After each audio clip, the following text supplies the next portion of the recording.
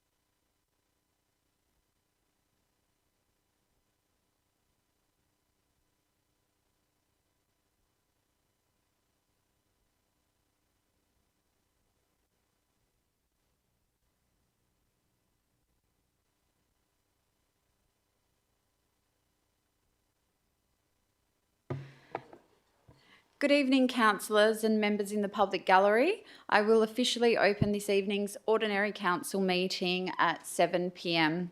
Thank you for your attendance tonight. I'd like to remind everyone in the chambers to ensure that your comments are respectful to the council and all meeting attendees, including city officers and those in our public gallery. Please note that this meeting is being live streamed. I'd like to acknowledge the traditional custodians of the land on which we are meeting, the Whadjuk people of the Noongar Nation, and pay my respects to elders past, present and emerging. Before we move on, I'd like to take the opportunity to acknowledge our Director of Major Projects, Doug Pearson. Tonight will be Doug's final council meeting before he departs the city after nearly 15 years. The city has seen an unprecedented level of investment in state road and rail projects in recent years, and Doug has played a pivotal role in ensuring the best possible outcomes for our community. During his time with the city, Doug has led the city's response to COVID-19, overseen the implementation of FOGO, and managed the delivery of key recreational facilities, such as the revitalisation of Maylands Waterland and the new City of Bayswater skate park. On behalf of Council, I'd like to thank you for your commitment to the community and wish you all the best in the future.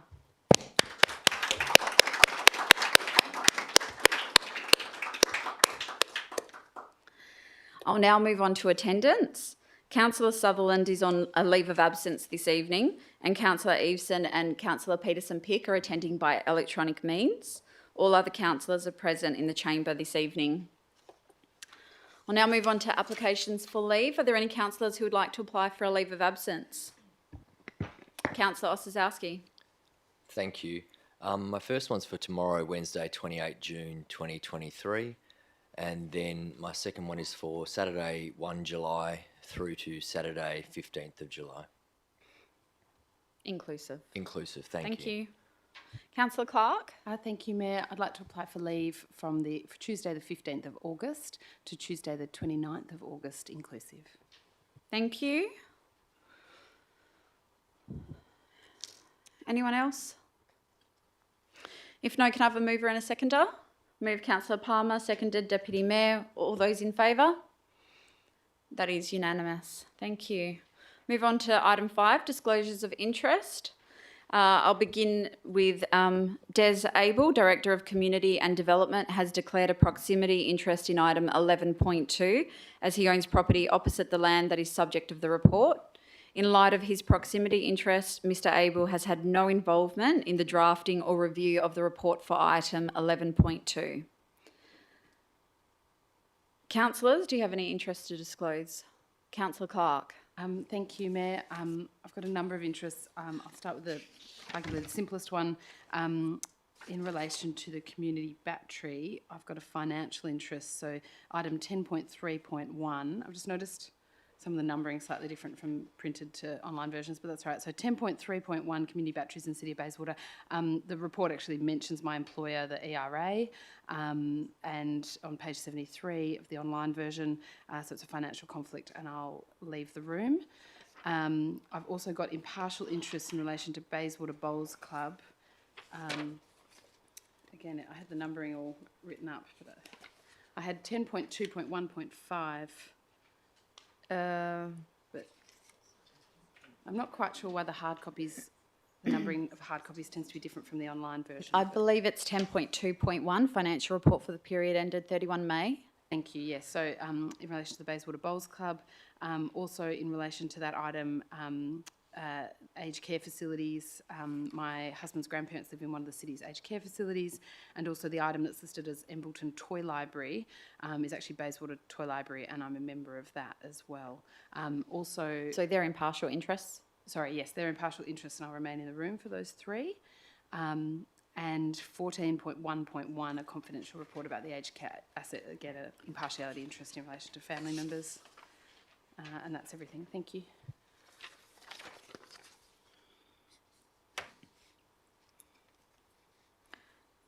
Thank you.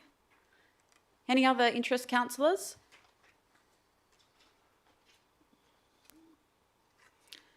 Okay. We'll now move on to public question time. So members of the gallery, I'll first call for questions on items on this evening's agenda, and then I'll open to questions on items not on the agenda. Please provide your name and suburb before you ask your question, and please keep in mind that you are limited to 3 questions. So do we have any questions that are relevant to an item on tonight's agenda? Please come forward.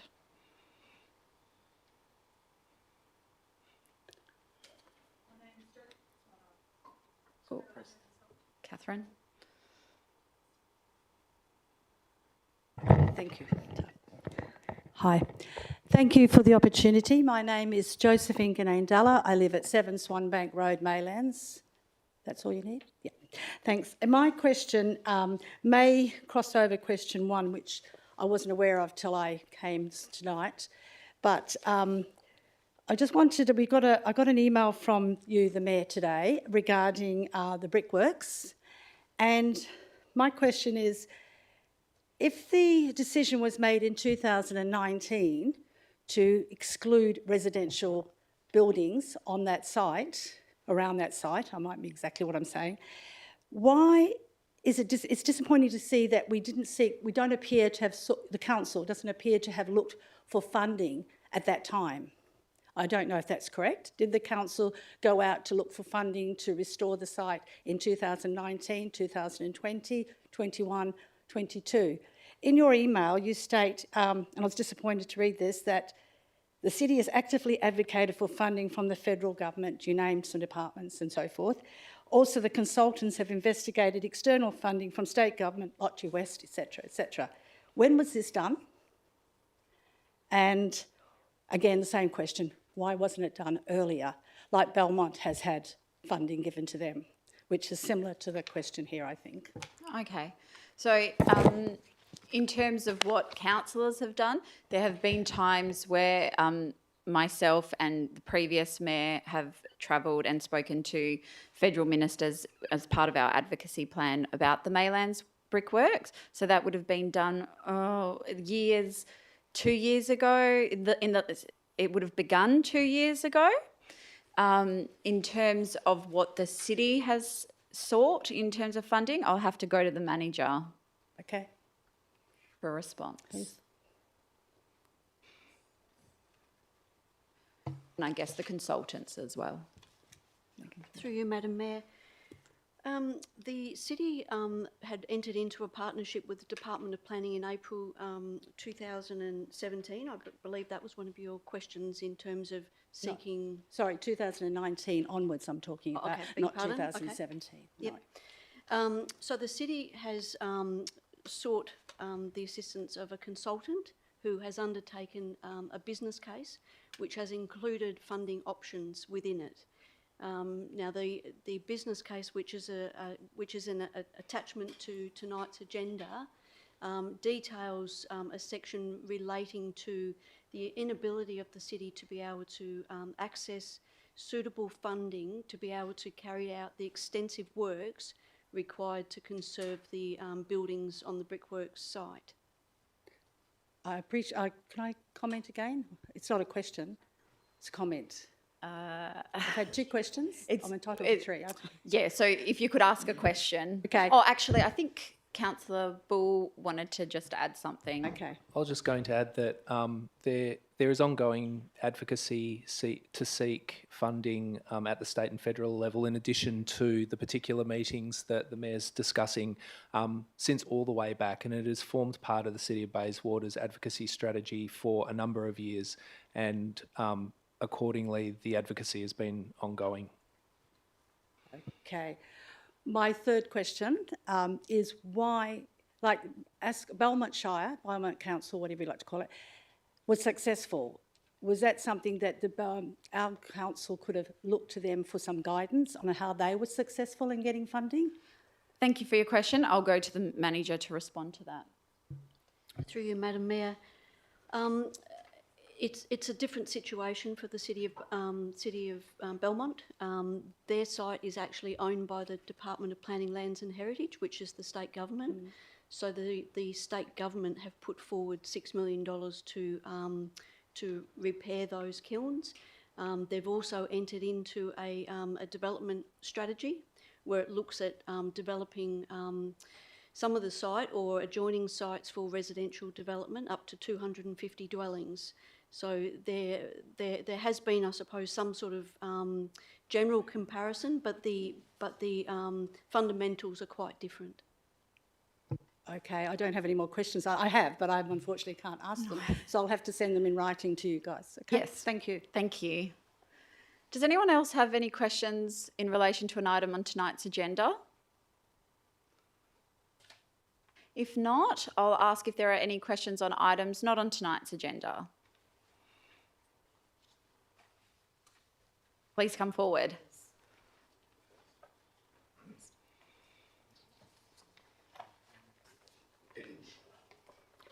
Okay, so I just want to mention that somebody seems to have submitted some of very similar questions online ahead of time that we wanted to ask right now.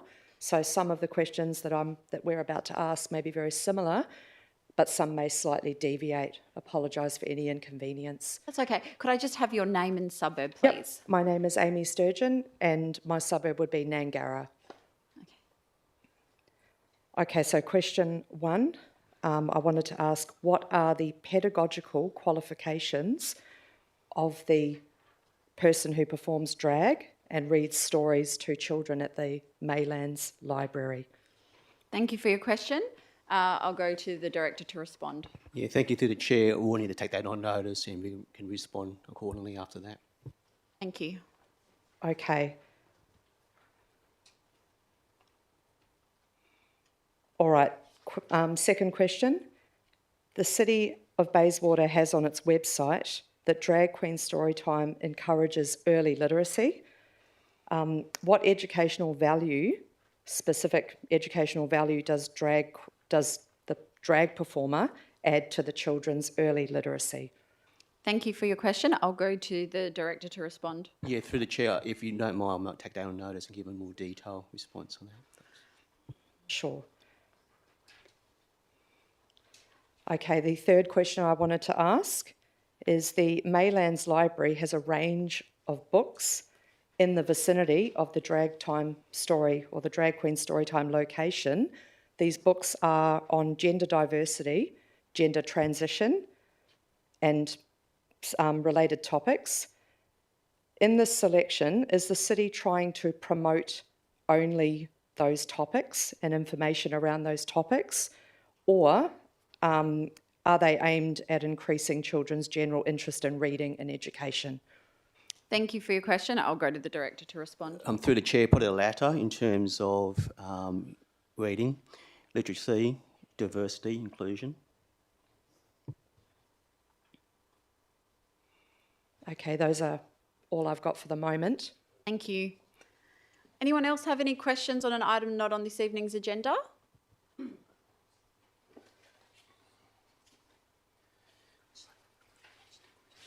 Yeah, hi, my name's Naomi York. I'm from Candilla. I do have a question in regards to the Drag Story Hour. Does anyone know who is the founder of Drag Story Hour? Thank you for your question. I'll go to the director to respond. Through the chair, I understand it's American, we first started in America, but I need to take that on notice. Okay. Does anyone know what year it started? I'll go to the director. Again, I might need to take that on notice. And has anyone done any background check on the author of Drag Story Hour? Again, I need to take that on notice. I think check that with the library staff. That's my question. Thank you. Any other questions? Good evening, Madam Chair. My name is Alden Hayes and I'm from Morley. If the city had already completed the event before the protest had started, why did the city not inform the protesters of the same, which could have stopped the protest before it even started? Thank you for your question. I'll go to the director to respond. I'll follow up with the staff and take that on notice. All right. Secondly, the protests were approved to go till 1 p.m. by the WA Police. the WA Police stopped the protests around 12 p.m. on the instructions of the city. Who gave the instructions to the police to stop the event and on what considerations? Thank you for your question. I'll go to the director. Through the chair, my understanding there was no instruction to the police to stop the protest or the event. And finally, as evident from media videos, the anti-protesters were shouting vulgarities and offensive slogans from loudspeakers that could have distressed children in the libraries and wider public across Maylands. In accordance with the Activity and Thoroughfares and Public Places and Trading Local Law 2020 2.2.10 states the use of loud hailers and amplified speaker systems in a thoroughfare or public place requires a permit. Why did the city not prevent such vulgarities when no permits were obtained? Thank you for your question. I'll go to the director to respond. Through the chair, I need to follow that up again and take that on notice. Thank you for your time. Thank you. Are there any other questions?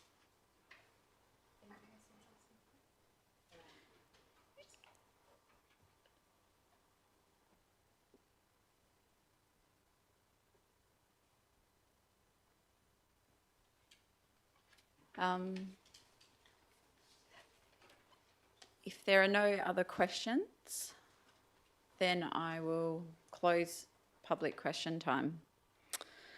Okay, I'll move on to, councillors. The city has received questions in writing from 4 ratepayers. These questions and the responses from officers have been listed in your run sheet, and I will take those as read.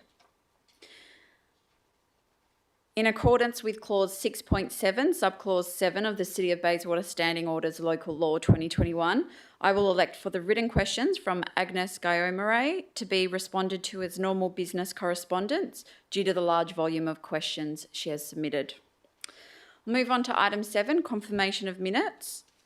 We'll now move, do I have a mover and a seconder to confirm the minutes for the Ordinary Council meeting of 23 May 2023? Moved Deputy Mayor, seconded Councillor Palmer. I'll put that to the vote. All those in favour? That is unanimous. Thank you.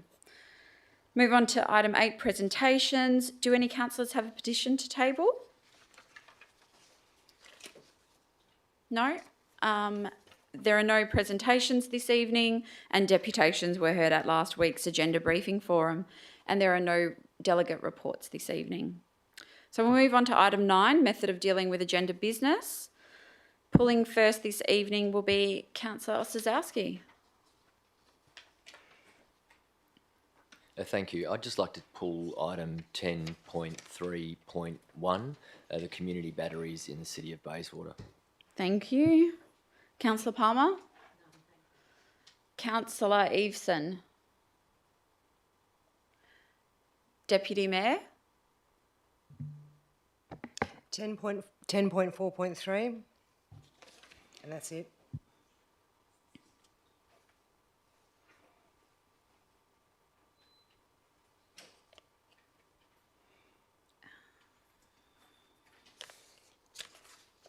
Councillor Peterson-Pick? Nothing, thank you. Councillor Bull? Councillor Clark? Councillor Johnson? Only 14.1.1 on one of the confidential items for the same questions I asked in the briefing. Thank you. Yep. Councillor Maleka? Okay, thank you, councillors. So we'll first consider the item that was the subject of deputations. Can I please have a mover and a seconder to bring item 10.4.3 forward to the beginning of section 10 for discussion before we resume the order of business as set out in the agenda? Move Councillor Palmer, seconded Deputy Mayor. I'll put that to the vote. All those in favour? That is unanimous. Thank you. So, councillors, please note that there was an addendum listed for item 10.4.3, which can be found in your supplementary items agenda. So this is being pulled by a councillor, by the Deputy Mayor. Would you like to move the officer's recommendation? No, I'd like to move that. Propose an alternate motion that was provided to councillors this afternoon in the run sheet. So if I can ask the minute taker to please put that on the screen. And councillors, you've all been provided with this in writing.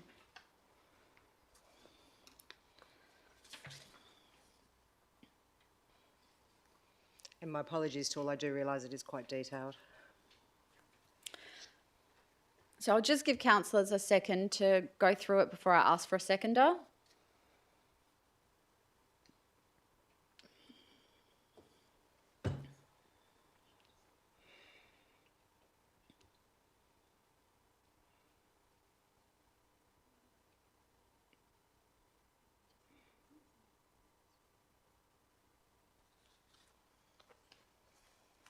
Do I have a seconder? Councillor Ostrzowski. Deputy Mayor. Thank you. I've been working on this amendment with both the city officers and the Friends of Maylands Brickworks for the better part of 2 weeks, and I'd especially like to thank all the members of the Friends of Maylands Brickworks for their input. I'm proposing this amendment as it better reflects community expectations for the brickworks. By supporting this, you'll be saying to the community that we hear you. You are saying that this building is of important historical value and is an important piece of industrial architecture. Our most pressing concern is stabilisation of the kiln. No ifs or buts. It needs to be preserved. We also need to preserve the Maylands Brickworks Reserve area. Unfortunately, as the site is owned freehold by the city, it's not zoned public open space, the works being maintenance. We're likely unable to use the public open space cash in lieu fund to pay for any of the works. In any event, there's probably not enough in the fund there to undertake the works anyway. As councillors, we've been through the process of identifying various land holdings across the entire district which are more suitable for sale and or development. Putting this back into the Maylands Brickworks, putting this back also to the Maylands Brickworks Community Reference Group will help identify if this is a suitable and acceptable option to pay for the essential and urgent works. I can't support more residential development in the brickworks area. The other thing that my amendment will achieve is opening of a portion of the site as soon as practicable for community access and community activation by way of a licence agreement with the Friends of Maylands Brickworks. Usage of the change rooms and gatehouse buildings for meetings, art displays, historical displays and such is a no-brainer. What's the other option? To continue to leave all these buildings down there to fall down? So I'd say that if you support heritage and you support community, I ask that you please support this amendment. This amendment protects the Maylands Brickworks for future generations and maintains the heritage and iconic architecture of the area. Thank you. Councillor Ostrzowski. I have nothing to add, thank you. Would anyone like to speak against? Councillor Peterson-Pearce. Thank you. I would like to propose an amendment, please. Perhaps the mover and the seconder will be happy to include it. And you've provided the amendment? It is in the run sheet under my proposed alternative motion. It will be section 5A, which you have in your run sheet. Yeah. So I would like to propose that, which is essentially, and I will read it, request the CEO to include the Maylands Brickworks reactivation project into the next draft of the long-term financial plan as an in-principle contribution by the city, with the proposed expenditure to be equal to 1/3 of the estimated costs of Conservative Package 2, without the figure, because I understood from the city it's not the right figure. Now, as detailed in the Maylands Brickworks reactivation business case report. So that's your only amendment? Yes. So you'd like that to be an additional limb?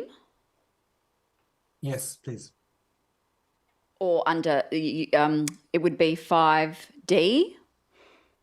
I'm happy with that as well. Okay, I'll just check with the mover and seconder if they're happy to accept that amendment. Okay, so they're not accepting it. I'll now see if you have a seconder. Councillor Bull, Councillor Peterson-Pearce, if you want to debate your amendment. Yes, thank you. I will just debate and talk about that amendment. Look, I am overall supportive of the motion on the table. However, the most key aspect of the motion is number 4, which is endorsing Conservative Package 2. However, endorsing without anything besides it doesn't mean a lot. In August or in November next year, following this year or next year, this endorsement, as we know, can change, for many reasons. I think to have substance to that endorsement, we do need to have it in the long-term financial plan. That will show commitment from the council for the project. It will put some money in the long-term financial plan.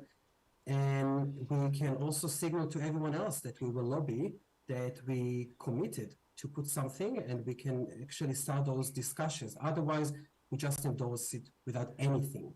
If someone will ask us, the state government, what did you put? We'll say nothing.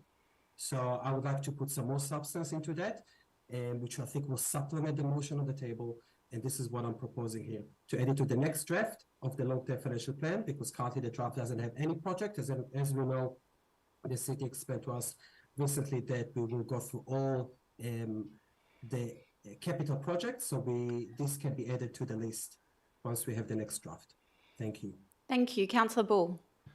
Thanks. I am supportive of this amendment. What this amendment will do will actually provide significant assistance to the Mayor and the CEO in their lobbying activities, in their advocacy activities to seek additional third-party funding.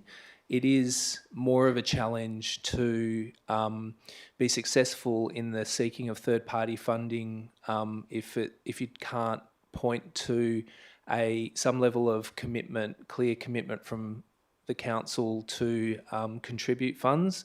And I think everybody is aware of the fact that the city can't do it on their own. So this will actually, I think, be a really helpful addition for the Mayor and the CEO to increasing the likelihood of success through their advocacy activities. Thank you. Councillor Clark.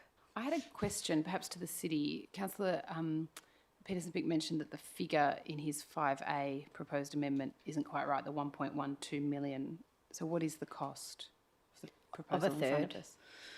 Which is what amount in dollar terms? I'll go to the director to respond. Yeah, thank you. Through the chair, I know the manager's been looking at these figures. I might get the manager just to clarify.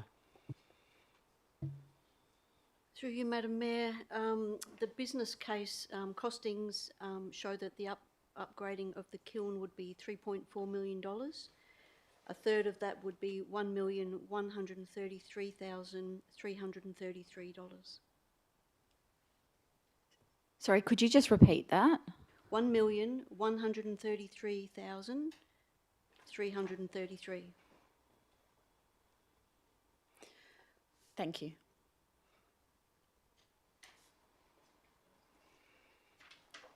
Councillor Clark, did you have another question? Can I just ask perhaps to the city how this would, I suppose, what impact this might have in terms of project management, and I'm conscious it's a departure from the officer's recommendation. Thank you. I'll go to the manager to respond, or the director. Yeah, through the chair, it will be thrown in the mix for consideration as part of the long-term financial plan. There'll be no decision made as yet. It's just basically for consideration as part of other priorities for council's decision at that time. Deputy Mayor. Thank you. Yeah, I want to explain why I'm not supporting this amendment. And it goes back to, in principle, well, actually, what I'll do first is I'll address that, that points to level of commitment and, and all that. I think that my proposed amendment does show a commitment to the community for the site. We've just adopted a long-term financial plan with the financial envelopes, and that's coming back to council and for the mid-year budget review for the projects to be inserted. But I do want to circle back around to this actually being, actually going back to what the Paxson report said not to do. So, to ensure the city's financial sustainability over the long term, all new projects need to be fully costed and considered by council alongside its other priorities and projects before it is included in the LTFP. So, in order for me to have supported this, I would have supported it if it didn't have a third, or it didn't have any dollar attached to it, and just for the to be looked at alongside with the other projects in the long-term financial plan, because if the community do come back with an appetite for my proposed amendment there in 5A, then a good chunk of that's already going to be paid for. So, and then we've got to allocate another third of what the original cost was. So there's it is a juxtaposition to what's actually in 5A. But the most important part is that this goes against what the Paxton report said not to do, or it's doing what the Paxton report said not to do. Thank you. Anyone else wish to speak on this amendment? I'll just say a few words as well, mostly echoing what the Deputy Mayor said, that the reason I won't be supporting this amendment is this is exactly what we've done in the past, made decisions to allocate funds without knowing where these funds are coming from, whether we can afford these funds. And we've just been through a budget setting, we've just adopted a long-term financial plan. This isn't the right process to allocate over $1 million at least to a project before we go through the correct governance and process in doing this. So I'm very supportive of the I guess the sentiment around it, but we really need to be following responsible financial processes going forward, and just doing this the week after we've adopted a long-term financial plan and a budget, not knowing where the funds are coming from, what the whole of life costs are. And yeah, that's why I can't support this amendment. So I'll go to the mover to close. Oh, sorry. I wanted to speak. Councillor Clark? Yes, I wanted to speak. Go ahead. So I was hoping there'd be some debate around the table tonight on this, and particularly on both amendments, particularly as both have actually got financial implications. But we're just talking about this amendment right now. Just talking about 5A. Yes, yeah. Or 5, okay. Sorry, there's so much chatter around this table. I can hear the Deputy Mayor at all times muttering, but I can't hear quite what she's saying. So, D, because the Mayor said A, it's D.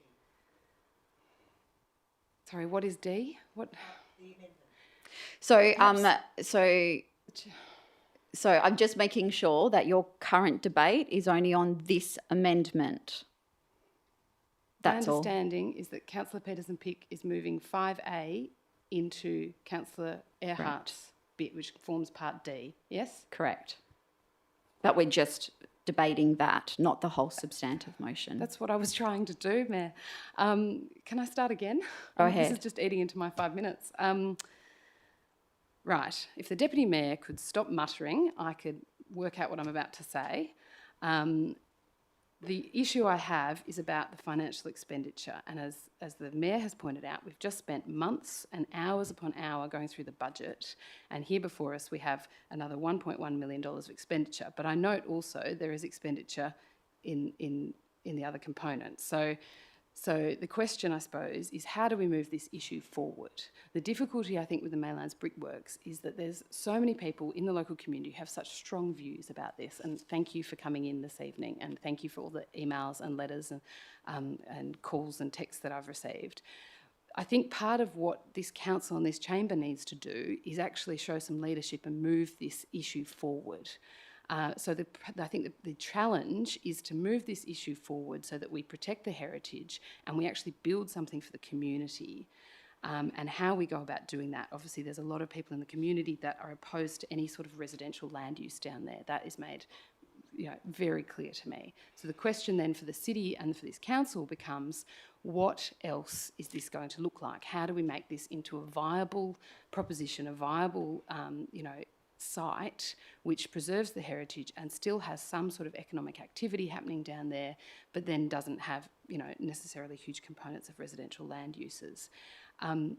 So the challenge is, and I genuinely am not sure whether I'll vote for this or not, because this is a huge amount of expenditure and we haven't figured out where the money's coming from. And it's only the tip of the iceberg. So just like Maylands Lakes, just like the swimming pool down at the not Bayswater Waves, but the swimming pool, can someone help me out? The swimming pool, Waterland, thank you. There's a baby brain moment. Just like Waterland, we started out by expending money on this, and then they became multi-million-dollar projects, and the city funded pretty much all of that. subject to, some contributions. So the difficulty I have is in going forward in this way, we haven't yet guaranteed any kind of funding from the federal or state government. This proposition, whatever it ends up looking like, is going to be in the tens of millions of dollars. So I can't necessarily, in good faith, have us put forward this money without us having that piece of the jigsaw puzzle. So I want to put that on the record in case I end up voting against this. But again, I was hoping there'd be a bit of debate around the table in terms of what we do going forward. Thank you. Anyone else wish to speak on this? If not, I'll go the mover to close. Yes, thank you everyone for your comments. I would like to respond to some of what I heard. So first of all, I will highlight that the amendment that I moved, talks about in principle contribution. There is no 100% commitment. It is in principle contribution, and obviously it can be adopted in accordance with what the report from the CRG will come back to us, and election commitment, etc. So we're talking about in principle contribution. The contrary, I actually wanted to provide some details and some more confirmation about what we're doing. So under what is on the table that the Deputy Mayor moved, we're talking about for endorsing the package. The expectations tonight, if this is moved and supported by the council, which I hope it will be, that we are going to endorse the whole thing, and we are going to actually look after funding it.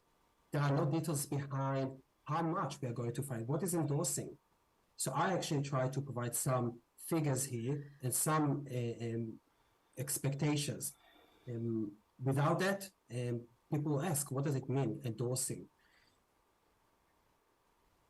The long-term financial plan, I did not specify over how many years this will be funded, in which year. As we know, that the draft that was approved just recently by the council predicts surpluses from year 4 and on. So there will be surpluses, there will be money, and I think this project is a high priority, and it should be prioritized and be included in the plan. Without that, it will be an empty endorsement, and I'm afraid of that it will not mean anything. And I have concerns that in the near future, or next year, we will see a different council resolution saying that we don't have the money, we're not contributing anything, like we are going to revisit, like the current officer's recommendation as to revisit the previous decision. We will see again revisiting this decision about the endorsement. So without details, there is a risk here. I had some talk about the PEXA report. I would like to mention to councillors how council just recently supported, I think, about $5.5 million for the ERP, the new IT system, without any funding, nothing. That was the support of the council. No one mentioned anything about the PEXA report. It was just supported. I did not support it back then. But we have those decisions. So I'm concerned that when it comes to the brickworks and the heritage side of that level, suddenly people are mentioning the PEXA report, but when we talked about the ERP or Bayswater Waves, $7 million loan, no one mentioned, and it was not in the long-term financial plan, no one mentioned the PEXA report. So it's kind of picking and choosing, what we want to do.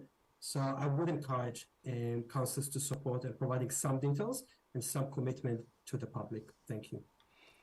Thank you. I'll now put the amendment to the vote. All those in favour? That is Councillor Peterson-Pick, Councillor Bull, Councillor Clark and Councillor Johnson. All those against? It's Councillor Maleka, Councillor Ossowski, Councillor Palmer, Deputy Mayor and myself and Councillor Eveson. So that is lost. We now go back to the substantive motion. Would anyone like to speak against the substantive? Councillor Peterson-Pick. Yes, I'm sorry. I just would like to continue. Yes, so so first of all, I will foreshadow the motion that I proposed in the run sheet, but with updated wording in accordance with what the city advised me late this afternoon. So just so people have that motion, but it is essentially focusing on repairing the kiln itself, which will cost much less than the full Conservative package 2 as proposed in the motion. So I will propose it just in case as a backup if the motion on the table is not supported by council. Look, just a few comments about the item and the Mellons Brickworks. Look, we have a jewel in the city of Bayswater. It's a heritage site recognized in the State Heritage Register. Only a few Hoffman kilns are left in the whole country. The heritage integrity of the site is rare and unique. So many buildings and structures are still there. We should be proud of that and not try to get rid of them so quickly by selling them or the land around them for a private developer. The council has yet committed to allocate any money towards the project, which I am concerned about. I am concerned that considering selling will send a message to our community that this project and specifically protecting our heritage places is not a priority for us. The officers for accommodation, which came from a councillor workshop, is a sudden and drastic consideration of selling the site, just because the council does not want to spend any money on the project, and even now we saw that there is no commitment really to put any money.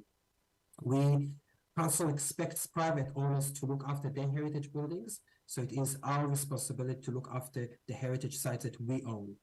Selling is the easiest option to take, considering it is pretty much the first official option to be explored, and I think it is unreasonable and unacceptable. This is why I'm supporting the motion.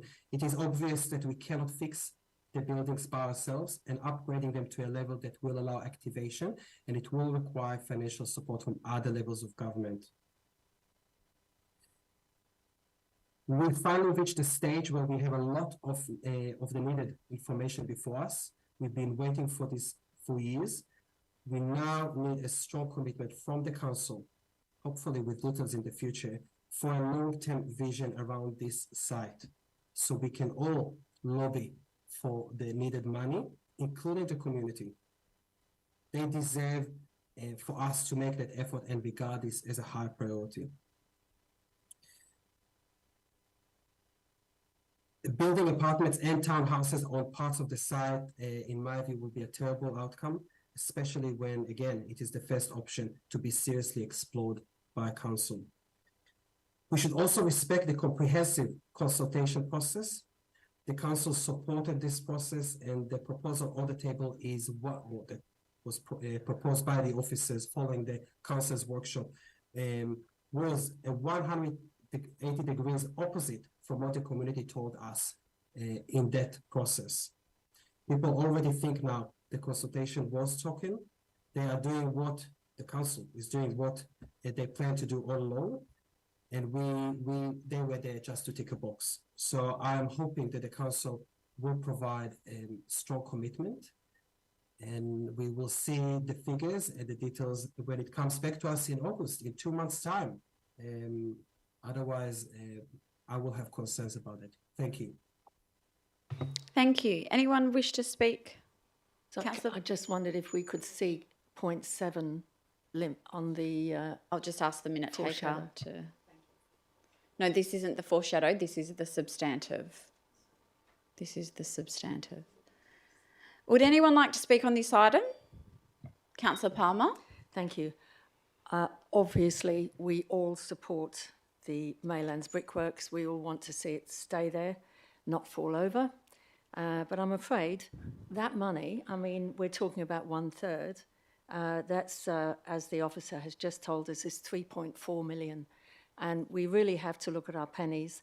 I'm sorry, I can't really support that money. I do support everything there. I support the 25,000 to be given to the change room buildings and so forth in the next 23-24. So I do believe we can maintain some of that for our friends of Maylands Brickworks and so forth, and for the public. But I think just saying yes to this money is throwing good money just down the tube. We cannot do it. We need federal and state intervention to take this building over and say, yes, we want to keep this. We've got to really shake the barrel further up the tree. And I'm not happy with clause 5, I would be happy with everything else. If that was deleted, the including but not limited to the funding, I understand where we're coming from reports giving figures, but that's just the same as far as I'm concerned. Just saying money after we don't know what it really is. And by the time it does come to fruition, it'll be 2 million. And I'm not going to put my name onto $2 million for a building that might fall over. Thank you. Thank you. Councillor Clark. I just had a question about Lim 7, perhaps for the staff. That seems like a very small amount of money. Is that likely to increase to be able to make those buildings safe enough for that purpose in 6? I'll go to the director to respond. Through the chair, we did get estimates from our building works officers, so that's as accurate as we can get. It may change, but that's what we got at this stage. Did you have any other questions? No. Would anyone else like to speak on this? Councillor Bull? Yeah, sorry, I just am getting confused. How much is it going to cost for Conservation Package 2? Sorry, if I can ask that question. I'll go to the director. Through the chair, I might just get the manager, because I know she did review those.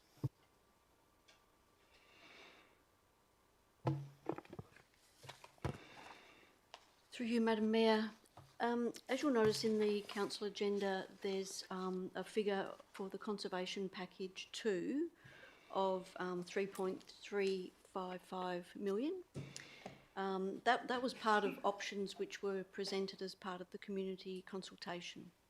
Since that time, the business case has come out with an actual costings report, which is 12 months down the track. Indicatively, that conservation package now, based on those new costings, is around 7.75 million.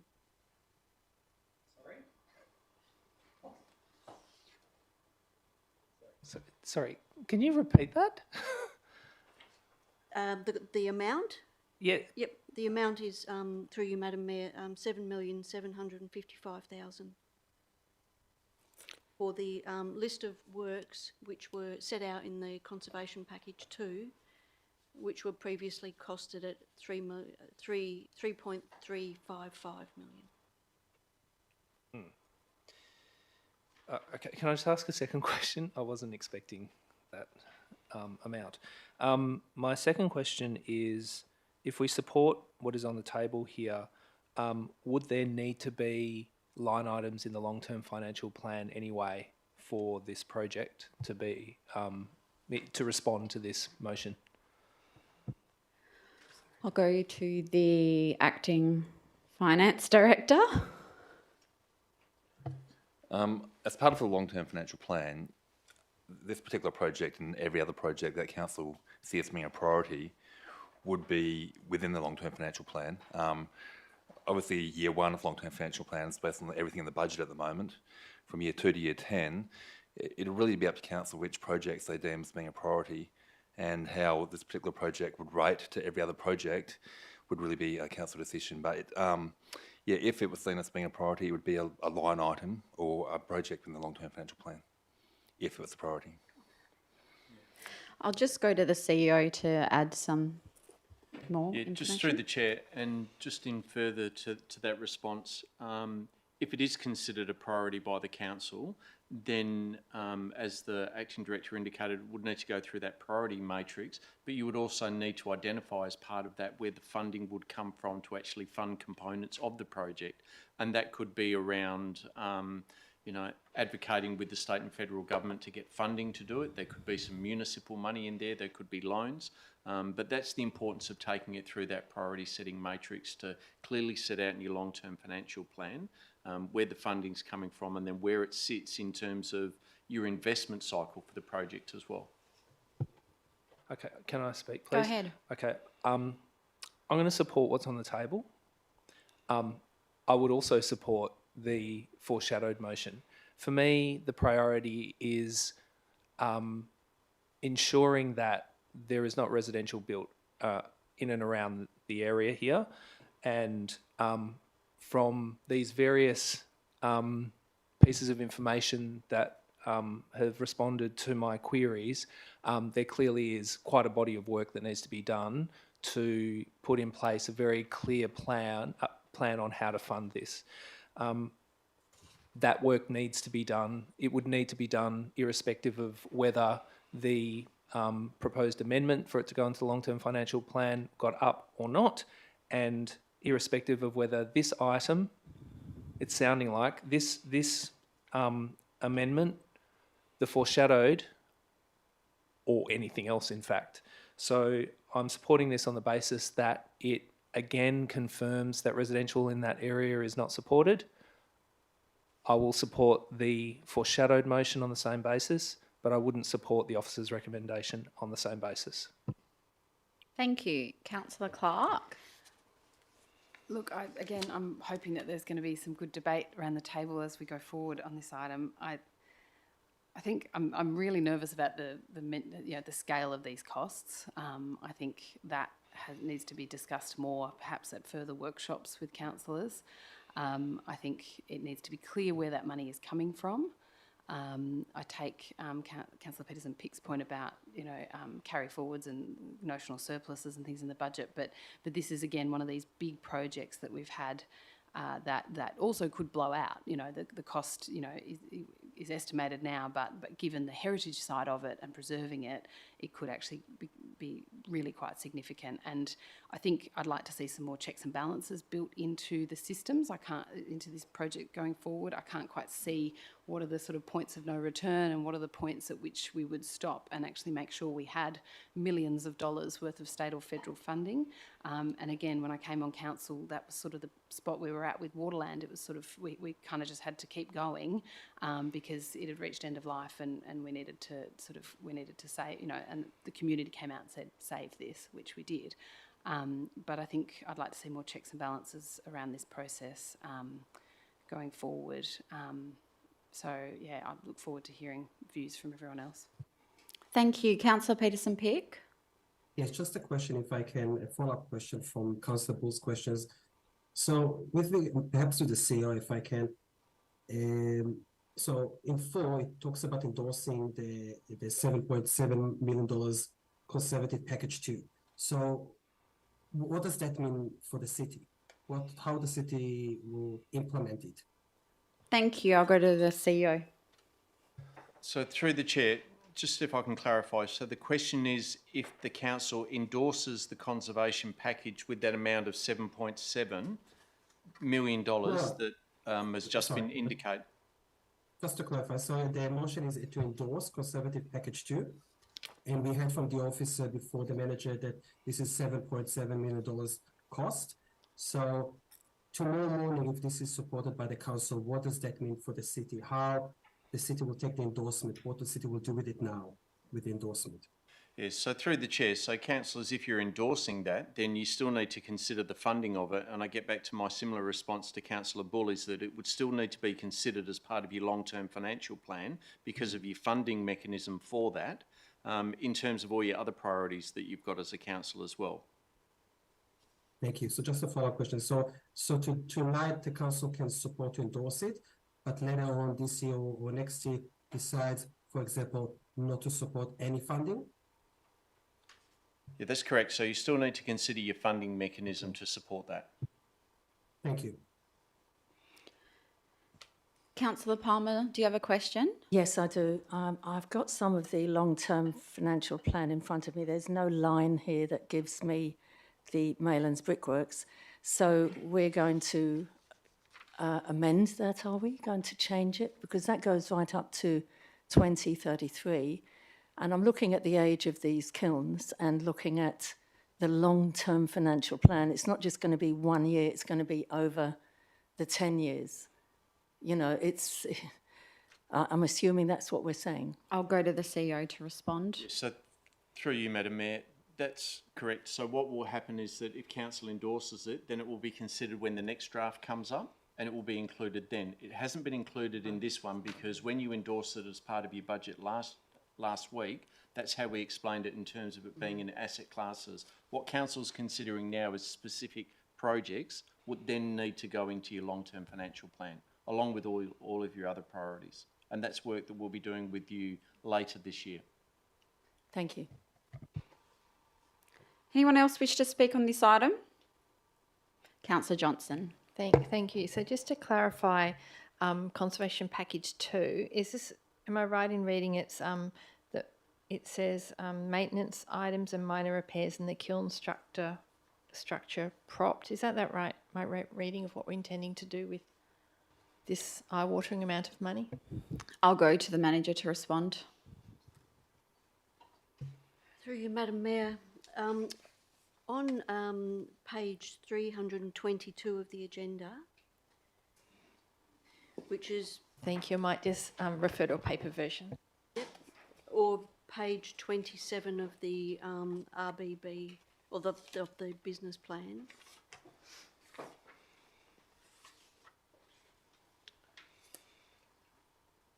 That details the list of items which are the conservation package 2 that I've just indicatively costed from the costings report. Would you like me to go through them? Yes, please. That'd be very helpful.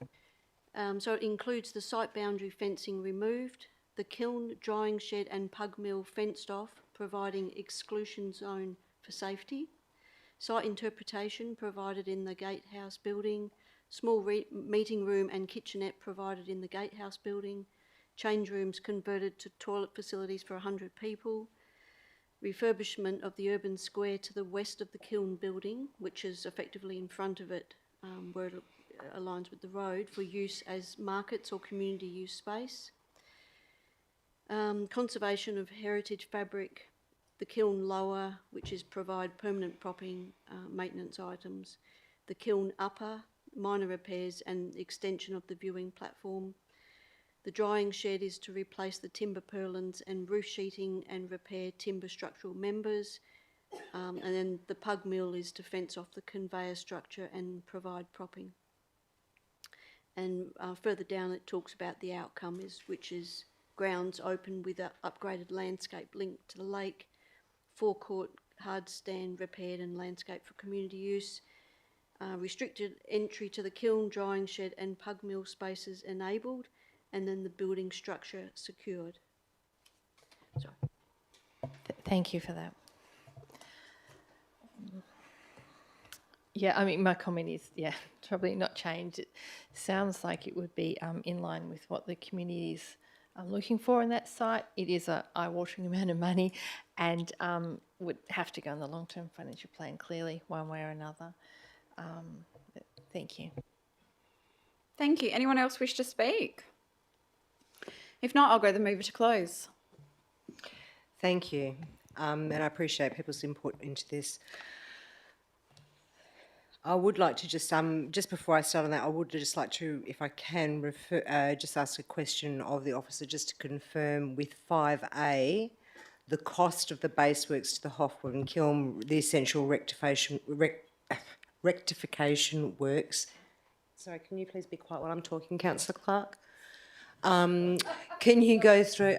Sorry, Madam Chair. Okay. Can you please? Can Deputy Mayor, you've got the microphone. Thank you. Continue. If I may, through the chair to the relevant officer, can you, Councillor Clark, please? Can you turn off your microphone, Deputy Mayor? I'm laughing because I've spent 6 years with Councillor Earhart muttering and making side comments in this chamber, and I have not once brought it up. I have not explained how it is distracting and how it affects how I operate in this chamber and how I find it really offensive. So I'm laughing because what I have put up with for 6 years, she is now suggesting that I am doing. I'll stop laughing. I withdraw my laughter. However, I would like the chair to perhaps enforce how we do these things so that we can all actually engage in this process in a fair way. Thank you for your explanation. Deputy Mayor? Thank you. And I will extend an apology to Councillor Clark for saying the word D before, which obviously distracted. If I may, through the chair, if I can confirm with the officer that section 5A was cost of 3.4 million.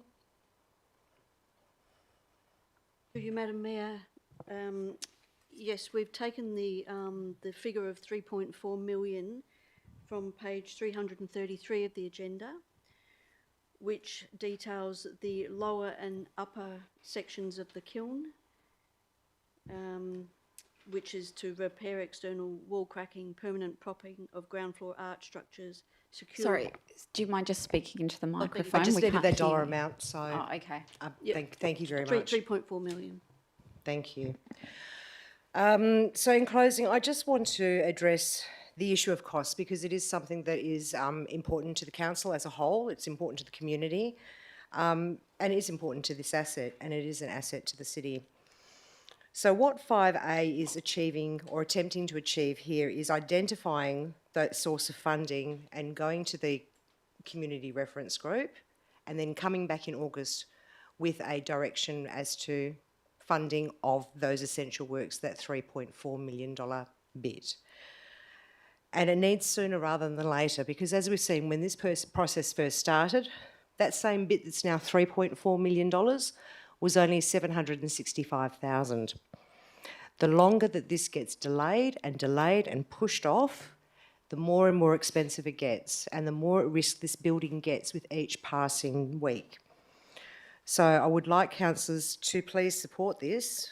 And as I said in my speech before, it is such an important building to the community and it is an important piece of architectural, in industrial architecture.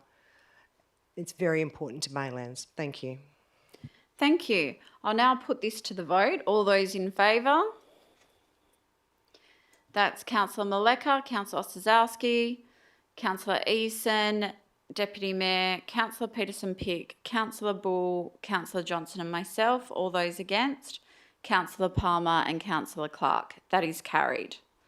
So, councillors, that concludes the items in section 10 that were subject to deputations. We'll now move on to the remaining items that have been withdrawn by councillors. We'll begin with item 10. Oh, Councillor Ostaszowski. Sorry to interrupt. I just need to make another declaration, if I can, please. Go My ahead. apologies. It's on item 10.4.2. It's for the Morley Station Precinct Plan, the awarding of tender. My mother owns property within the study area highlighted in one of the tender submissions, so it's an impartial interest and I'll be staying in the room. Thank you. Okay. So thank you for that. We'll go back to item 10.2.1, financial report for the period ended 31 May 2023. No one's pulled this, but there was a impartial interest declared. Can I have a mover and a seconder? Moved Councillor Johnson, seconded Councillor Palmer. Councillor Johnson, Councillor Palmer. Anyone wish to speak on this item? If not, I'll go straight to the vote. All those in favour? That is unanimous. Thank you. The next item that was pulled is 10.3.1, community batteries in the City of Bayswater. Councillor Ostaszowski, you pulled this. Are you moving the officer's recommendation? Thank you. Yes, I am. Okay. Yep. With apologies, can I ask a question to figure out if I have a interest to declare on this? Go ahead. Thank you. Because I notice in the report it says the suburb of, in the recommendation it says the suburb of Bayswater, but in the report it talks about other sites that are not in the suburb of Bayswater. Can I just see clarification about where that? I'll go to the director. Yeah, through the chair. In terms of the specific locations of the community batteries, there's no actual site selected at this stage. We're only talking in generalities. So what we're saying is suburbs basically going in Bayswater and there's a few other locations, but the specific location hasn't been determined at this point in time.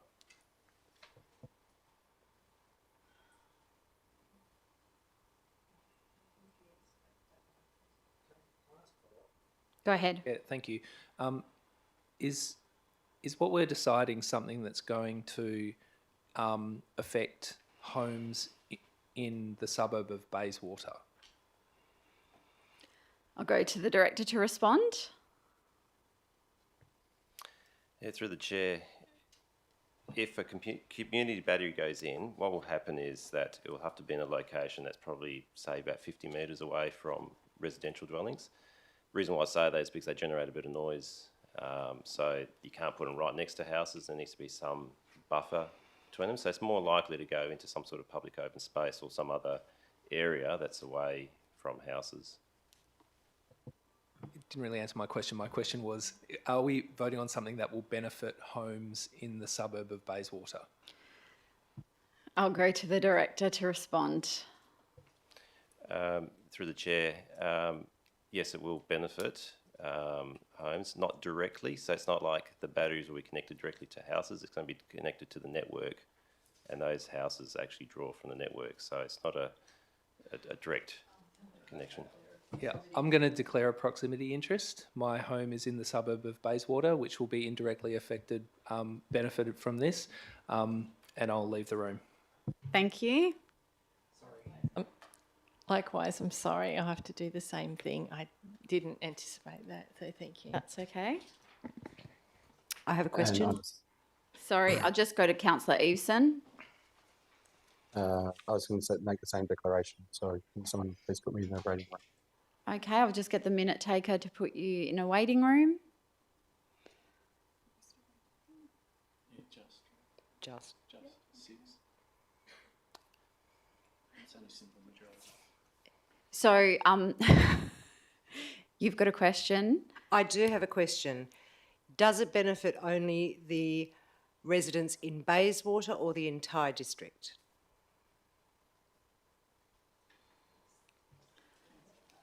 Through the chair, in terms of, that's probably a hard one to explain, because what happens is that if it's in front of the meter, it's connected to the network. Who draws on that electricity, you can't specifically say who So anyone draws on connected it. to the grid will benefit from it, even if they're a City Bayswater resident or not?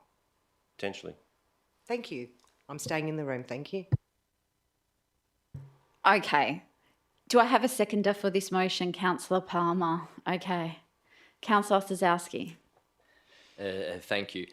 This is a really interesting and exciting initiative. Community batteries are a means of maximising the use of solar energy uptake, and they provide reductions of electricity costs, enabling the broader community to participate in the renewable energy market.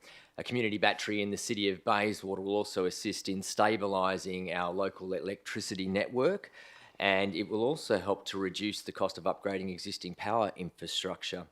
This project will assist with cost-effectively transitioning the city to 100% renewable electricity for its operations, and will improve energy efficiency and reduction in emissions at our facilities. The energy market at the moment seems to be quite volatile, and this therefore is very fitting that the implementation plan from the emissions reduction and renewable energy plan is checked for its agility to be able to respond to any volatility. I hope the city is successful with its expression of interest for the ARENA Community Batteries funding stream, and I look forward to receiving more information from the city regarding this project as it moves forward, should Council adopt this recommendation tonight. Thank you. Councillor Palmer. Thank you, Madam Mayor.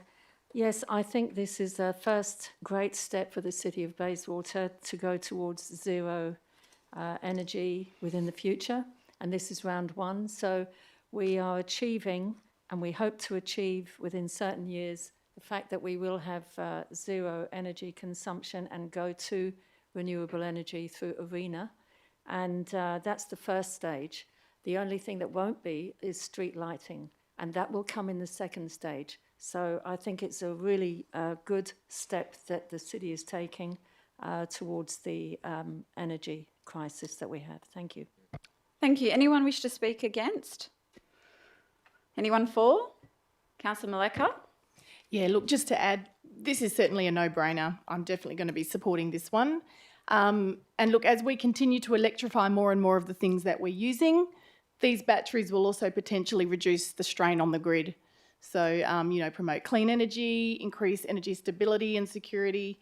Yeah, definitely one that I think we should be supporting. Thanks. Anyone else wish to speak? If not, I'll go the mover to close. I'll now put this to the vote. All those in favour? That is unanimous. Thank you.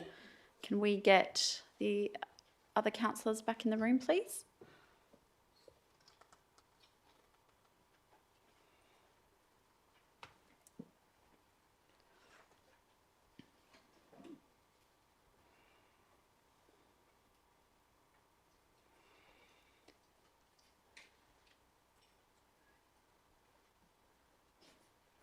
For your information, I'll just wait for Councillor Eveson to get back in.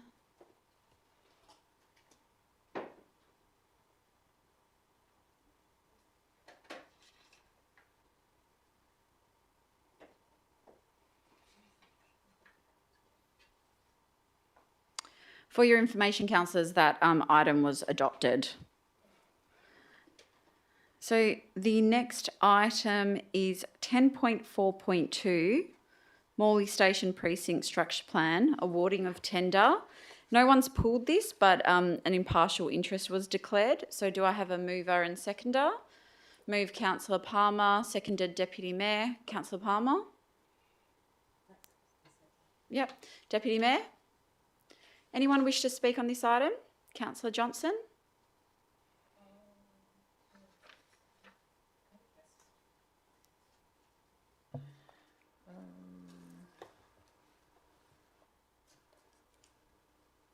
I had a question, but I'm not sure.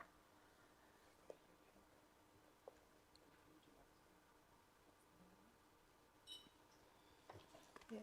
Sorry, was there an amended recommendation for this one? Is that? No. Yes, no, forget that. Anyone wish to speak on this item? If not, I'll just put it straight to the vote. All those in favour? That is unanimous. Thank you.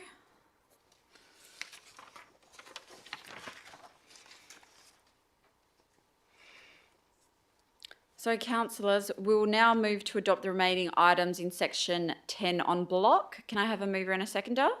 Moved Councillor Deputy Mayor, seconded Councillor Maleka. Put that to the vote. All those in favour? That's unanimous. So we'll now move on to notices of motion. 11.1, Councillor Josh Eveson, Innovation Cluster in Bayswater Industrial Area. Would you like to read your notice of motion out, Councillor Eveson? The motion is that Council requests the Chief Executive Officer to present a report to the ordinary meeting of the Council to be held on 31st of October 2023 that addresses the following matters relating to a potential renewable energy, construction and building products innovation cluster in the Bayswater Industrial Area. Point 1, the promotion of the innovation cluster. Point 2, the formalisation and alignment of an advocacy position together with key stakeholders including the Department of Jobs, Tourism, Science and Innovation. Point 3, the reaffirmation of the importance of the sewer infrastructure upgrade as a key enabler. Point 4, the preparation of a plan for delivery of the innovation cluster. And point 5, relevant funding opportunities through the federal and state governments. Thank you. Do I have a seconder? Councillor Palmer. Councillor Eveson. Thank you. This motion is about jobs and a clear vision for a brighter future in our city. I previously covered the economic details, employment and current challenges facing the Bayswater Industrial Area, so I won't go further into that. But since joining council in 2021, I've been talking about the need for economic development, boosting local jobs and building on our city's potential as an economic centre. Firstly, I can't stress enough, we need the sewer upgrade. It's a key enabler to unlock the huge potential contained in the BIA, which is why it is again mentioned in this motion. Secondly, we need to look at generating more revenue, and delivery of an innovation cluster is an excellent way to harness the substantial state and federal funding available for renewables and associated construction and building products. This cluster seeks the opportunity to enhance our existing businesses. Fun fact, the city's largest export is in construction and trades. As recently as 2020, it was advertised that our city trained 63% of all plumbers in Perth. Astounding, really.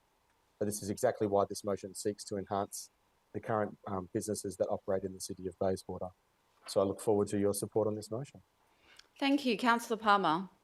Thank you, Madam Mayor. Yes, I congratulate Councillor Eveson on this innovation. And I would just like to say that the 2 inches of the Morley Station precincts, which we've just accepted, this goes in line with that. You have a new station, you have the skate park intermediately sandwiched in between the Bayswater industrial area, which has not been really looked after. And I like the last point, which is relevant funding opportunities through the federal and state governments. And we really need to push this hard to actually get recognise how important that industrial area will be. And hopefully there'll be other great opportunities for residential development with the homeless situation that we have. It's a prime area next to, the industrial working area, next to transport, everything, and so close to the city and airport. So I think everything is successful towards that. Thank you. Thank you. Would anyone like to speak against? Anyone for? Sorry, just have a question, if I might, please. Does this item have any budgetary implications? Through the chair, not in terms of the actual further report, but that the financial implications will be addressed as part of that further report. They'll come back to the October OCM. Sure, thank you. Anyone wish to speak on this item? If not, I'll put it straight to the vote. All those in favour? That is unanimous. Thank you. We'll now move on to item 11.2. Councillor Peterson-Pick rezoning Sherwood Reserve to a public open space. Councillor, would you like to read your notice of motion out? It's quite long. Oh, okay, sorry. You don't have to. But essentially, I'm happy to explain for the record and for those who are listening. I'll just, yeah. before you explain, I'll just see if there's a seconder. Councillor Yeah. Okay, Deputy Mayor. Go ahead, Councillor Peterson-Pick. Thank you. I was about just to explain the motion itself, which is to rezone the Sherwood Park from residential zoning to local public open space. So yeah, look, I became aware of this historic planning anomaly, and I think it is the time now to fix it. This specific reserve is in our place-based strategy that the council supported. We recently provided funding and made improvements to the reserve. I know that already residents are enjoying those improvements, and I thank the city for making those changes. It is a very beautiful small pocket park that is loved and used by many that live around that area. Children, but also adults. You know, I'm hearing from adults living in that area that they just like to sit. You know, many people, especially in mainlands, you know, with all the urban infill, they don't have backyards, and they do need to go and sit in somewhere open, not far from their homes. You know, I know specifically one of the residents, Andy, who lives on the street, told me a few times how much he enjoys, you know, just, you know, going there and enjoys the serenity and the quiet. So it is important for everyone. With infill development, there will be more need for those kind of pocket spaces than specifically for this one. So I think it is important to fix that one. I know that residents that I spoke with that became aware as well of the zoning were very surprised and concerned why it is still zoned residential. What does it mean? Are there any plans to actually keep it and build something there? So I would like to make it clear by rezoning it that hopefully there are no intentions, and we do regard it as a local public open space, not only in our strategy, but also in our town planning scheme. I would like to acknowledge the Mainlands Ratepayers and Residents Association for their support. They provided a deputation, so I thank them for that, and I hope to get council support. Thank you. Thank you, Deputy Mayor. Thank you. Yeah, look, it makes sense to rezone this. Nothing can ever be done with the land in terms of anything else anyway, because half of it is a drain. But the park is looking really great at the moment after the works that the officers have done, and the officers are to be commended on such a fine effort that they've put into it. It looks amazing. So I will be supporting this. Thank you. Anyone wish to speak against? Anyone for? Councillor Palmer? Thank you. Yes, I really agree with this. If you look closely, you'll see there are lots of units attaining around there, and that is quite a popular area for high residents. So they do need some greenery there for holistic reasons, and it's not on our land acquisition and disposal strategy. So I'm happy to support that. Thank you. Thank you. Anyone else wish to speak on this item? If not, I'll go the mover to close. I have nothing to add, thank you. Okay, I'll put this to the vote. All those in favour? That is unanimous. Thank you. We'll move on to item 11.3, Councillor Peterson-Pick, publicly publishing the register of all city assets. Would you like to read this out? Do you have a minor amendment? Actually, I do. Thank you for reminding me. I'm just changing the date of the council meeting that is mentioned to August instead of September, following the item that council supported tonight to remove the September council meeting. So would And you I'm like happy to read read it the whole out? thing. Yeah. Yes, thank you. The council requests the Chief Executive Officer, for the purpose of improving transparency, to prepare a report to be considered at the ordinary council meeting of August 2023 on the options and implications of publicly publishing the register of approximately 430 land and properties under the ownership, care and control of the city, which was presented to council in June 2020 as a confidential attachment 3 to the report about the land acquisition and disposal strategy. Disposal strategy. Thank you. Do I have a seconder? I'll second. Oh, okay. Councillor Bull. Councillor Peterson-Pick. Thank you very much. Look, we have an attachment to one of our, in my view, one of our main strategies, and it is confidential. I did raise concerns at the past about that, and I think now it is the good time also to fix this for transparency. Everything that the city owns, our ratepayers own, and I think that's a message that we should deliver to our ratepayers. We do not have anything to hide. There are no secrets. We are happy to share. If there are any specific properties that the city will advise us that they should be kept confidential for some reason, they can be listed on that list and be with an X name and with a reason why they are confidential. And that is fine if there are exceptions, but I would like most of them to be shared publicly. That there is no reason. I've seen the list. People should know what they own for whatever reason it is.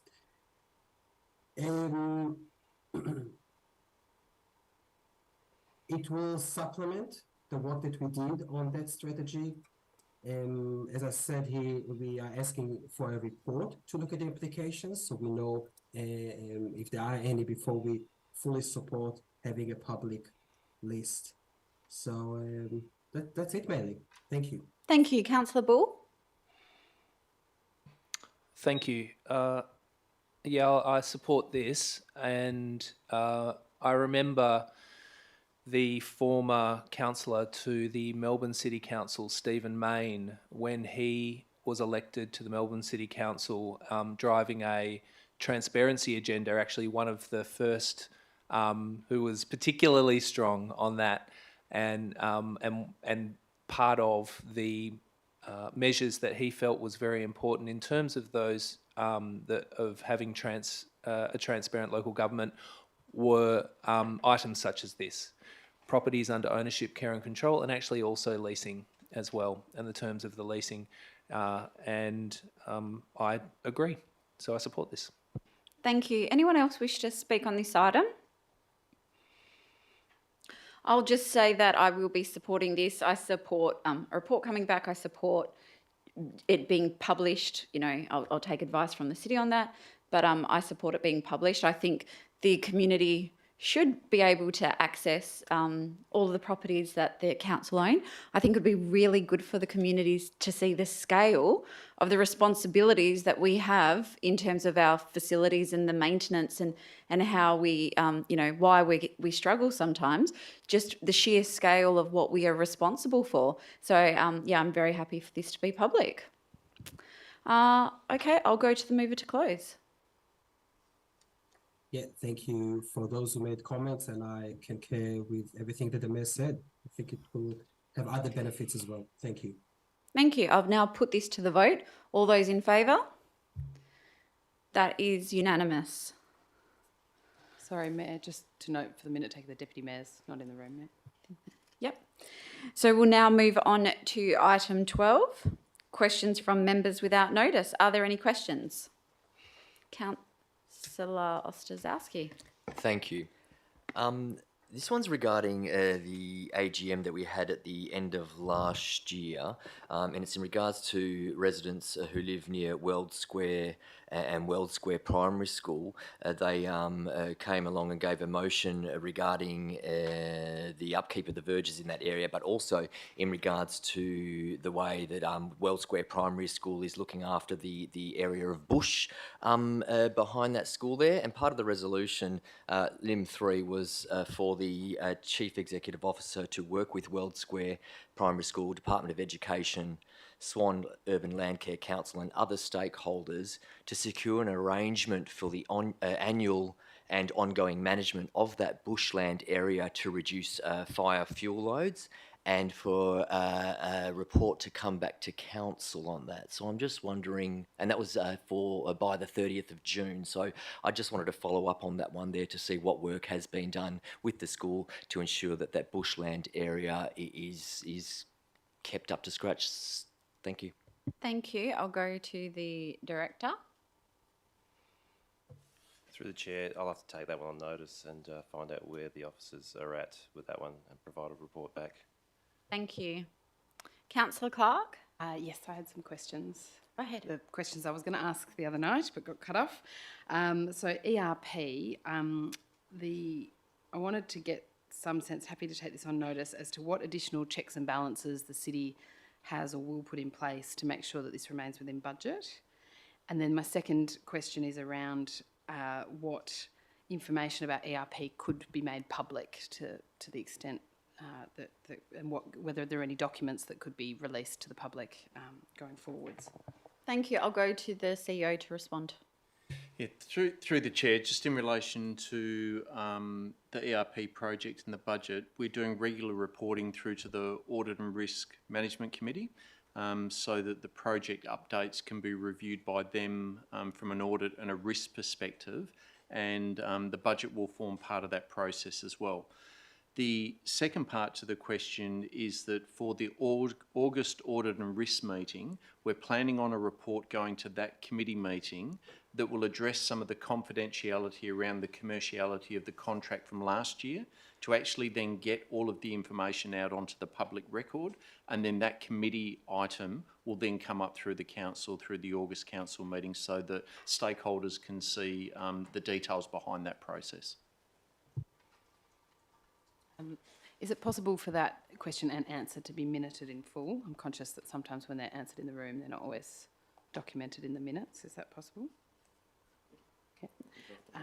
Yes. Okay. I had two more questions. So around Metronet and the Bayswater train station, there is meant to be 5 trees planted for every one removed, and I've been asking over a period now as to where those trees are going to go. Do we have any line of sight on about that?